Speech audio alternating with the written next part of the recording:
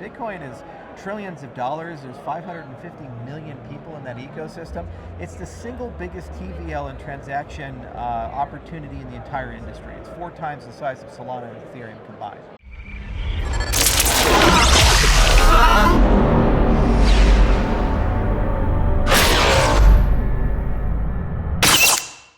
Joining me is Charles Hoskinson, founder and CEO of Input Output. Charles, you've had a lot of impactful talks this weekend, one of which was about Bitcoin and DeFi. Can you explain how those two are going to be interacting? Well, I mean, anytime you have a gigantic pile of money just sitting on a table completely passive, it wants to wake up, it wants to go on vacation, it wants to go places. The gold wants to leave the gold mine and do something. And Bitcoin is trillions of dollars. There's 550 million people in that ecosystem.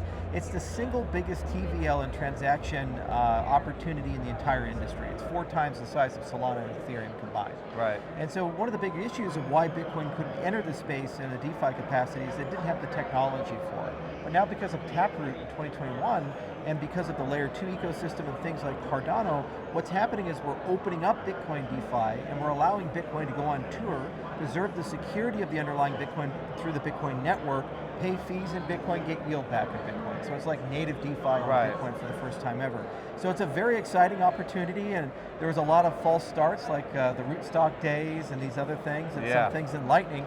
But now the tech is finally where it needs to be, and over the next 3 to 5 years, we think it's going to be the fastest growing DeFi vertical in the entire industry. That's pretty amazing. That was a huge announcement to make this year, and I think people are going to get really excited about that. Absolutely. So now, Cardano is uniquely situated because of the UTXO model and working with Bitcoin DeFi. Can you touch on that a little bit? Yeah, so the thing about Bitcoin's development model is Bitcoin is very different from Ethereum and Solana. And it's okay for them to be different, but because of those differences, it's very difficult for an Ethereum developer to walk into a Bitcoin mindset, work with Bitcoin script, and develop for UTXO. Cardano chose a UTXO programming model, and we kind of perfected and refined it. So we dealt with that difficult of translation where Ethereum developers coming over to Cardano had a hard time. But we spent the last 4 years building up a large house of capabilities and knowledge, and as a result, we have a wonderful UTXO development experience. And so part of Bitcoin DeFi is asking the question, can we take that DevX that we've earned in the Cardano ecosystem and bring it to the Bitcoin space? Right. So one of the cool things with BitVMX and Fairgate is that we can take Aiken code and Plutus code and all the libraries and capabilities of Cardano, compile them into Bitcoin script, and actually run them as Bitcoin scripts through Taproot on the Bitcoin network.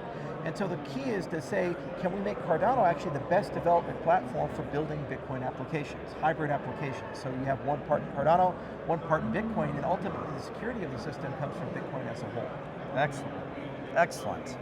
So I heard something about video games today. Yes, sir. Now, I'm a huge Baldur's Gate fan. I heard that you might be a huge Baldur's Gate Absolutely, fan. all 3 of them. I'm just finishing up another run through Baldur's Gate 2. I'm a wild mage. It's been a blast. And I'm about to start Baldur's Gate 3 again. So now, what was this video game announcement that you made today? So we have 2 game endeavors. One is my company Hoskbrew that does retro games, and so that's the old school stuff that we all grew up with, like Nintendo games, Super Nintendo games, and we just created a new title for the Nintendo. I mean, that's as OG as it gets, called Crystal Mine Supernova. We're really excited to bring that to market. But then when we look at the future, we have a wonderful game called Quantum Hosky. And this is kind of an art of the possible. It's an MMO that is in a 4-dimensional space, and it involves using AI agents. So it's a new genre of game called sim crafting. And it's a very exciting thing. So if you're familiar with things like Minecraft, and you're familiar with AI agents, kind of put those together. And then there's a lot of times where people kind of change geometries or spatial dimensions. Like remember the game Portal way back in the day? Yeah, so that was kind of a non-Euclidean approach. And so what we're doing is we're taking concepts like that and we're pulling it into an MMO and then pulling it into a Minecraft and kind of bringing it into the metaverse meme coin and GameFi space. So that could be a headset game then? Oh, absolutely. Okay. It's got a lot of cool stuff. You can play it on a desktop with a keyboard and a mouse. There'll probably be eventually a VR component, but there's a lot of new modalities that have never been brought in gaming before. And we're really excited to do this as kind of an art of the possible. So we highly encourage people to check out the demos, learn a little bit about 4-dimensional space and all the cool stuff there. I already have lots of questions, so we'll hang on to this. Yeah, absolutely. So Midnight, Glacier Drop. Yes, sir. It's very exciting. Tell me all about it. Well, it's the fourth generation of blockchain, and it's all about rational privacy with selective disclosure. Every business in the world has a public side and a private side. And if you only do the public side on the blockchain, then what ends up happening is the private side ends up centralizing everything. So it's kind of like stable coins where you could trade them on ledgers, but if they have an issuer, they're always centralized in a certain respect. Right. And the problem with privacy is it's so foundational to everything we do. Your HR data, your medical records, your ad information. I don't think people are very comfortable that when they buy something with a stable coin forever, next 20 years, 30 years, everything you've ever bought is publicly known by everybody everywhere. Yeah. It's not exactly very a good enticing. situation. Yeah. So what we wanted to do is take private smart contracts and combine it with DIDs for a selective disclosure regime and bring this across the entire industry and to let people pay in the cryptocurrencies they want. So if you're an Ethereum developer, you can add privacy to your application with Ether. And if you're a Solana developer, you can add privacy to your application with Solana. Same for Bitcoin, same for Cardano and all these other things. And we wanted to give it away to everybody. So we created something called the Glacier Drop. You notice that big chunk of ice I did notice that. And it's the largest airdrop in the history of our industry. Already 800 million a night have been claimed by 37,000 people, and it's growing by leaps and bounds, but 33.4 million people are eligible for it in 8 different ecosystems and 7 blockchains. So it's rational privacy for everybody everywhere. And what it does is it lets people basically extend their ecosystems to have the private side back, and it's going to bring in the real world asset revolution, private stable coins, private medical records, brand new ad models, intellectual property, royalties where you don't know what the royalties are, so you don't have to tell people what the rates are. Thousands of use cases like that above and beyond just what we've seen in the DeFi space. I love that. I think we're going to see a ton of it. We're going to see a ton of people implementing this into their businesses. So now, talking about enterprise, governance has been at the top of mind recently. There's been a lot of things announced in the last few days, last couple weeks. The first treasury withdrawal for the 1694 era is happening. How do you see the need for executive functions streamlining the governance process on Cardano? Well, what's occurring right now is you have a stool with 3 legs on it. So you have executive, legislative, and judicial. And for a long time with Genesis keys, we were overrepresented on the executive side. So what SIP 1694 did is it got rid of the executive leg of the stool and it created the legislative and judicial leg. So we've spent about a year now. We've built up a big corpus of capabilities with those 2 legs, but we're kind of missing that 3rd leg. We're missing the executive function. And you need to bring it back for things like the roadmap, KPI setting, marketing, branding, and growth, strategic investments, sovereign wealth function, budget setting, and it's entirely possible to do it in a completely decentralized way, but the challenge is it takes many cases 8 months, 9 months, 12 months to get something done, as we've seen with the budget process. So what people want to do is bring it back through a process of delegated authority, revocability, good audit and oversight, but now because we have a strong legislative and judicial function, we have checks and balances in the system to be able to constrain an executive function.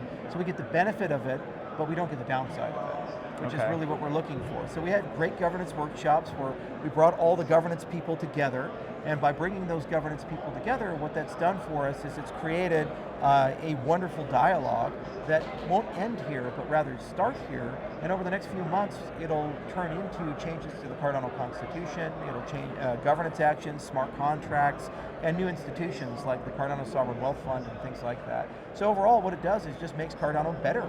It makes it faster, smarter, more deliberate, and allows us to start speaking with a unified voice as an ecosystem. I love that. Now, we are here at Rare Evo 2025. This is our 4th year. How have you seen the event evolve? What are you loving about this year? What are you looking forward to in the future?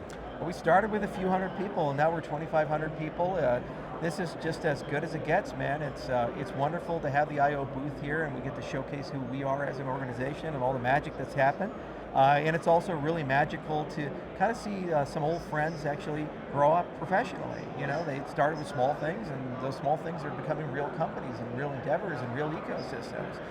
This is also the first year that it's grown horizontally, not just vertically. So not just more people, but more diversity of the people. For example, Solana's here, Hedera Hashgraphs is here, Algorand is here, Polkadot is here, Hyperledger is here. So it really means the world to us to see that other ecosystems are saying, hey, there's real value in coordinating, cooperating with the Cardano ecosystem as a whole.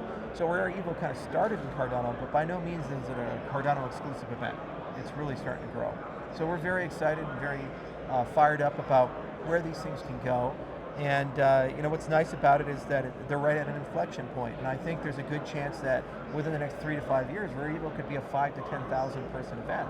I kind of watched this with F Denver. I remember when it started as a meetup group back in 2014, and now it's about 25,000 people. Yeah, which is wild to watch that thing grow. Yeah, it's just incredible. But it started the same way. Right. Just bring people together and get people to have a good time and talk to each other. And we've developed some traditions with Rare Evo, and this is the 4th year that we've come, and every time we've come, we've broadened our participation. It used to be just me speaking, and then we had a little booth, and the booth got bigger and bigger, and now this is actually the beta test for a lot of things, like the Hydra vending machine, the layout for the canonical Cardano booth, NIO booth, the Midnight booth, the recording studio, if you saw that. I did see that. Which is just great, because you can do podcasting now and all these other things, which are really hard to do in a normal setup. Yeah, so I agree. Overall, it's just a great conference, and it's great to actually talk to people, and it's been a wonderful week. Good. I'm glad to hear that. Well, Charles, thank you so much for your time. Cheers.